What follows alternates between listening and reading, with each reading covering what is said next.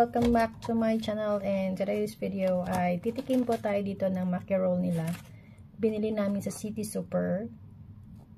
Kumain kami kanina sa labas. So, eto, of course, meron akong dito at saka may bili dito na sushi.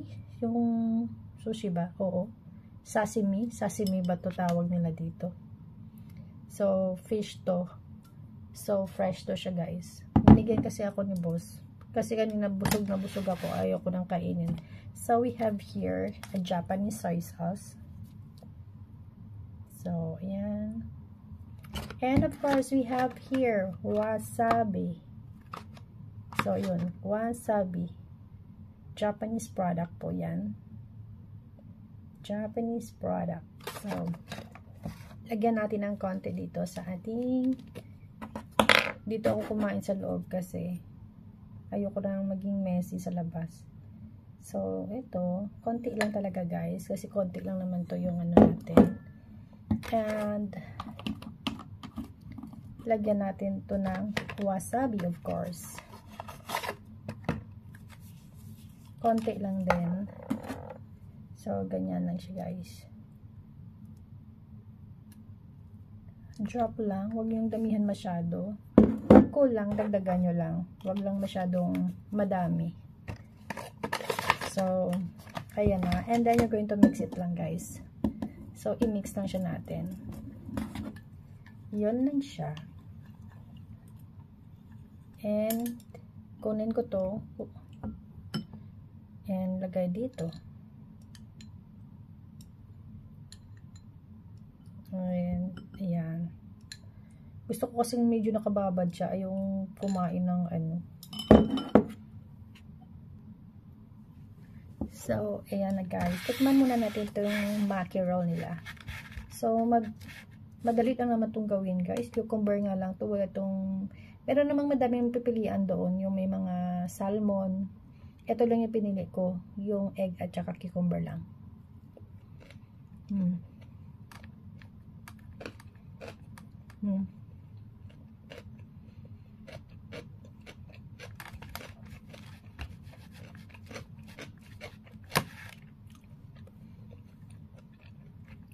Masarap naman. Pero plain lang din. Kasi syempre, cucumber lang tsaka egg.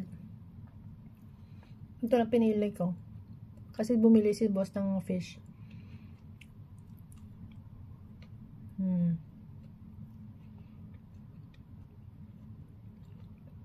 Actually, ang dami nito, guys.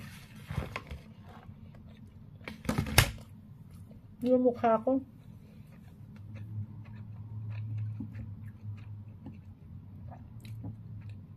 Tikman natin to.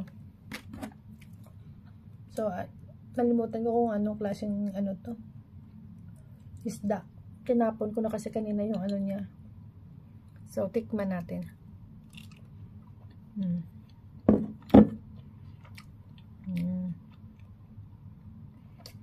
Masarap siya i-pair dito.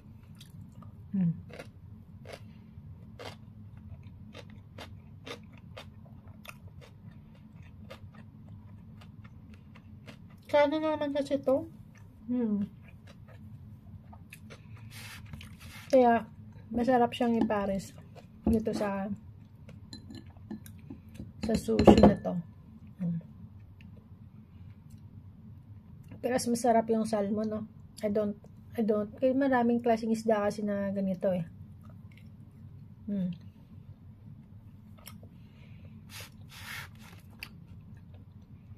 Masarap siya pag may vinegar.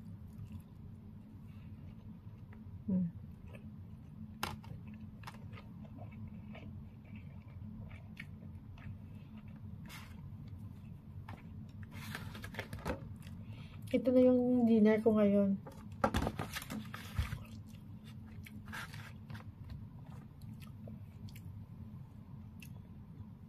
Sarap, no?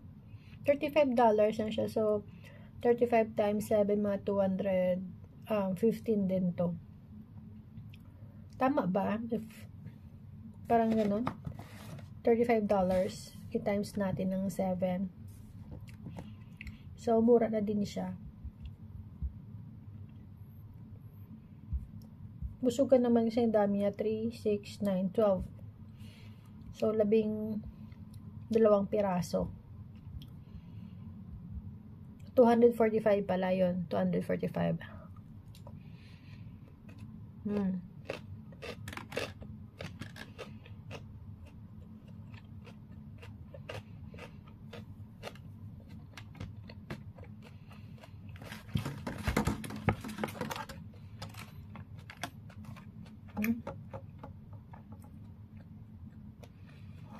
Meron to pag maraming ano, yung sa atin kasi sa Pilipinas nilalagyan ng mangga, tapos nilalagyan ng ano, tawag dito, crab stick, yun.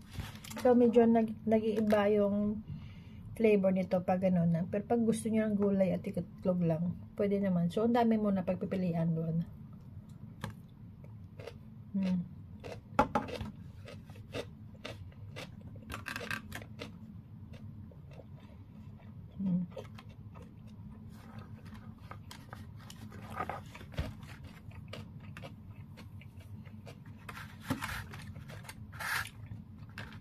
So, masarap siyang pag i-dip mo siya sa sauce. Eh, walang lasa. Pati yung gulay kasi walang lasa din.